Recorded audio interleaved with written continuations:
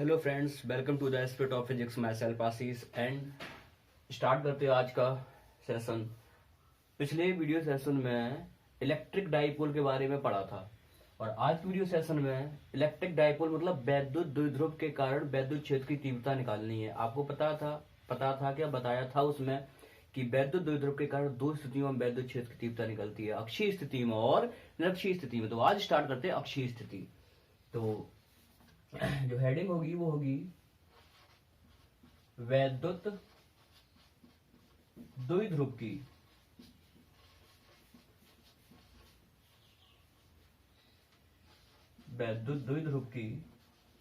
अक्षीय स्थिति में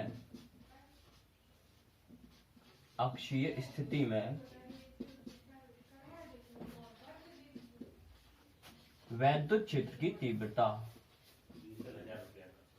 वैद्युत क्षेत्र की तीव्रता वैद्युत द्विध्रुव की अक्षीय स्थिति में वैद्युत क्षेत्र की तीव्रता।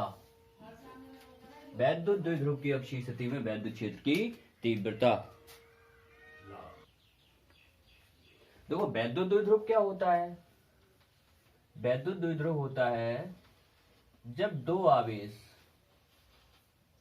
एक आवेश है -q, दूसरा आवेश है +q, समान परमाणु और विपरीत प्रकृति के आवेश एक दूसरे के अत्यंत समीप रखे होते हैं। ये बिंदु A रहा, ये बिंदु B रहा, दोनों आवेश एक दूसरे से अत्यंत समीप रखे हैं। ठीक है, जब समान परमाणु विपरीत प्रकृति के दो आवेश एक दूसरे से अत्यंत समीप रखे होते हैं तो इससे बने निकाय को क्या बोलते हैं? वैद्युत द्विध्रुव बोलते हैं। इसका मध्य बिंदु ले लिया हमने O। इसका मध्य बिंदु क्या लिया? O। जब इसका मध्य बिंदु O लिया तो ये दूरी क्या हो जाएगी? L, और ये भी दूरी क्या होगी? L, क्योंकि -q और +q के बीच की दूरी हमने ट्वाइस L मानी थी, 2L मानी थी। 2L यानी L ये। अब इसके मध्य बिंदु से R दूरी पर एक बिंदु कौन सा है? बिंदु P है। मध्य बिंदु O था, मध्य बिंदु O से कितनी दूरी पर? R दूरी पर। ये दूरी रही R दूरी पर एक बिंदु है P। इस बिंदु P पर हमें ज्ञात करनी है वैद्युत क्षेत्र की तीव्रता। -q से P की दूरी कितनी होगी? -q से जो पॉइंट P है इसकी दूरी हो जाएगी R + L। क्या हो जाएगी? R + L। और +q से इस पॉइंट P की जो डिस्टेंस है वो हो जाएगी R - L। क्या हो जाएगी? R - L। अब स्टार्ट करते हैं वैद्युत क्षेत्र की तीव्रता निकालना। वैद्युत क्षेत्र की तीव्रता निकालने के लिए हमें जो सूत्र पता है वो है बिंदु आवेश के कारण वैद्युत क्षेत्र की तीव्रता। तो दो बिंदु आवेश हैं यहाँ पे, एक -q एक +q। सबसे पहले इसी को अप्लाई करते हैं। तो -q आवेश के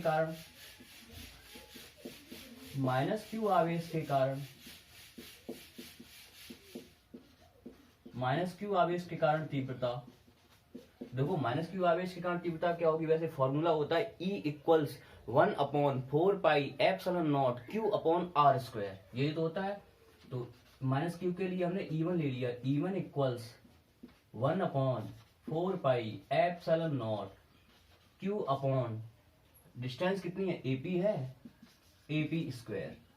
अब इधर देखना 1/4πε0 q/, अब AP क्या हो जाएगा?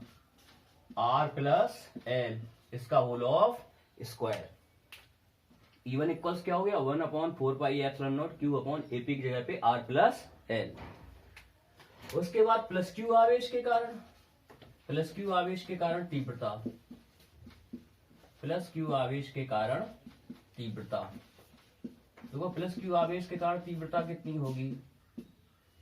+q आवेश के कारण तीव्रता E2 = 1/4πε0 q/bp²। तो देखो 1/4πε0 q/, अब bp कितना है? R - L। कितना है? R - L, इसका होल ऑफ स्क्वायर। E1 और E2 निकाल ली, लेकिन हमें E1 और E2 अलग नहीं निकालनी, E1 और E2 एक साथ निकालनी है। क्योंकि माइनस क्यू और प्लस क्यू दोनों मिलकर एक निकाय का निर्माण कर रहे हैं, वैध द्विध्रुव निकाय का। इसी के कारण हमें अक्षीय स्थिति में, अक्षीय स्थिति मतलब अक्ष पे कोई पॉइंट हो, बिंदु पी कहाँ पे था, अक्ष पे था, इसलिए ये अक्षीय स्थिति हो जाएगी। अब देखो जब वैद्युत क्षेत्र की तीव्रता ज्ञात करी थी तो हमने परीक्षण आवेश लिया था क्यू नॉट। क्या लिया था, परीक्षण आवेश। ध्यान से देखना, माइनस क्यू और Q not, minus Q minus का है और क्यू नॉट प्लस का है, दोनों के बीच में क्या होगा, प्रतिकर्षण या आकर्षण, निसंदेह आकर्षण होगा। तो माइनस क्यू क्यू नॉट को आकर्षित करेगा, तो माना क्या मतलब हो जाएगा, E1 की दिशा किस तरफ हो जाएगी, माइनस क्यू की तरफ, क्योंकि क्यू नॉट इसी तरफ आ जाएगा, ये माइनस क्यू आकर्षित करेगा, और माइनस क्यू के कारण जो तीव्रता है वो E1 है, तो E1 की दिशा इस तरफ हो गई। और जो प्लस क्यू है, प्लस क्यू क्यू नॉट को क्या करेगा, प्रतिकर्षित करेगा। ये देखो एक दूसरे की जो वैद्युत क्षेत्र की तीव्रताएं हैं, इनकी जो दिशाएं हैं एक दूसरे से क्या हो जाएंगी, भिन्न हो जाएंगी, विपरीत हो जाएंगी, तो इसकी दिशा उस तरफ हो जाएगी, E1 की दिशा इस तरफ, E2 की दिशा उस तरफ, मतलब दोनों के अपोजिट। अब परिणामी तीव्रता निकालनी है, परिणामी तीव्रता, परिणामी तीव्रता E इक्वल्स, देखो इसमें चित्र के बारे में जितनी चीजें हम बताते हैं वो सारी लैंग्वेज में लिखनी पड़ेगी। हम यहाँ पे लैंग्वेज नहीं लिख रहे, नहीं पूरा बोर्ड भर जाएगा, अब ढूंढते रह जाएंगे डेरिवेशन का, सीधा डेरिवेशन कर रहे, लैंग्वेज आपको लिखनी पड़ेगी। परिणामी तीव्रता E इक्वल्स, एक से दूसरे को घटाना पड़ेगा, plus Q Q not E2 है, और प्लस क्यू जो है वो बिंदु P के ज्यादा पास में, तो E2 का परिमाण ज्यादा होगा, E1 का परिमाण थोड़ा कम होगा, तो जो परिणामी तीव्रता होगी E इक्वल्स वो हो जाएगी E2 माइनस E1। परिणामी तीव्रता क्या हो जाएगी, E equals E2 minus E1। तो E इक्वल्स E2 का मान कितना है, E2 का मान ये रहा 1/4 pi epsilon naught Q upon R minus L का whole of square, minus E1 की वैल्यू कितनी है, 1/4 pi epsilon naught Q upon R plus L का होल ऑफ स्क्वायर। तो E इक्वल्स दोनों से कॉमन ले लेंगे 1/4 पाई एप्सिलॉन नॉट Q, यहाँ पे क्या होगा 1/R माइनस L का whole of square minus 1/R plus L का होल ऑफ स्क्वायर, ये हुआ। तो देखो E इक्वल्स हो जाएगा 1/4 पाई एप्सिलॉन नॉट Q, ये इस तरफ आएगा। जिसको सॉल्व करेंगे, भिन्न हल करना, फ्रैक्शन सॉल्व करना होता है, उसी से होगा ये R प्लस L इसका whole of square minus R minus L इसका होल ऑफ स्क्वायर, और नीचे हो जाएगा R माइनस L का whole of square, R plus L का होल ऑफ स्क्वायर। समझ में आया ये ना, यहां तक समझ में आया। इसके आगे हम यहाँ पे करते हैं, देखिएगा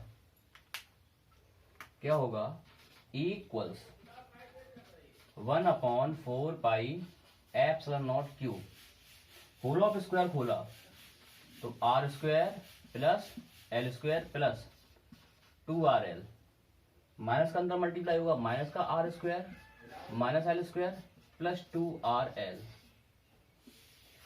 ठीक है। R माइनस L का होल ऑफ स्क्वायर को दो बार ऐसे लिखते हैं, R minus L, R minus L, यहाँ पे R प्लस L का होल ऑफ स्क्वायर, इसको लिखते हैं R plus L, R plus L। ये देखो R स्क्वायर से R square cancel, L square से L स्क्वायर कैंसिल, तो E इक्वल्स हो गया 1/4 pi epsilon naught Q, 2RL 4RL upon, इधर देखना R minus L R plus L वर्गांतर हो गया, तो इसको और इसको हम लिख सकते हैं R square minus L square, ऐसे यहाँ पे इसको लिख सकते हैं R square minus L square, ठीक है ना। तो E equals 1/4 pi epsilon not 4RL, इसको ऐसे लिख सकते हैं 2 इंटू Q इंटू 2L, लिख सकते या नहीं, लिख सकते हैं।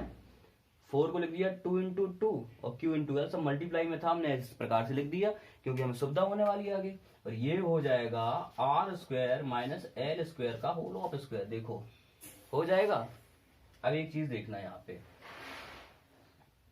सभी लोग जानते हो तो Q इंटू 2L इक्वल्स क्या होता है P। वैद्युत द्विध्रुव यही तो होता था Q इंटू 2L। एक चीज ये, और दूसरी चीज क्या कि L is very very less than R। जो L का मान होगा R की तुलना में बहुत ही छोटा होगा। जैसे 0.1 है या 0.2 है, 0.2 और 5 कौन बड़ा है? 0.2 बहुत छोटा है, 5 बहुत बड़ा है। अगर इसका स्क्वायर कर दो, 0.2 का स्क्वायर करेंगे तो 0.04, 2 2 जा 4, 0.04 ये तो आएगा 0.04। और 5 का स्क्वायर करो तो 5 5 जा 25। अब 0.04 और 25 कौन बड़ा होगा? 25 ज्यादा बड़ा होगा। इसी प्रकार से L जो था पहले से बहुत छोटा था, अब जब जो दोनों के स्क्वायर कर देंगे L स्क्वायर और R स्क्वायर, तो L स्क्वायर तो बहुत ही छोटा हो जाएगा। तो L स्क्वायर का मान नगण्य ले लो, क्या हो जाएगा? L स्क्वायर का मान नगण्य लेने पर, सॉरी यहाँ पे R और है, क्या है? R, देखो R हमने छोड़ दिया था। L स्क्वायर का मान हमने नगण्य ले लिया। नगण्य लेने पर जब L स्क्वायर का मान नगण्य लिया तो देखो क्या होता है, इक्वल्स 1/4 पाई एप्सिलॉन नॉट 2 इसकी जगह पे P इंटू R, और नीचे क्या हो जाएगा? L स्क्वायर को छोड़ दो तो R पावर 4, R से ये 3 टाइम्स होगा तो इक्वल्स क्या आया? 1/4 pi epsilon not twice P upon R cube. बस कैलकुलेटर क्वेश्चन था, ये हो जाएगा न्यूटन पर कूलम। ठीक है, ये है वैद्युत द्विध्रुव की अक्षीय स्थिति में वैद्युत क्षेत्र की तीव्रता। मिलते हैं अगले वीडियो में वैद्युत द्विध्रुव की निरक्षीय स्थिति के साथ। ठीक है, तब तक इसको आप 2-4 बार रिवाइज करिए, आ जाएगा, इंपॉर्टेंट बहुत है। ठीक है।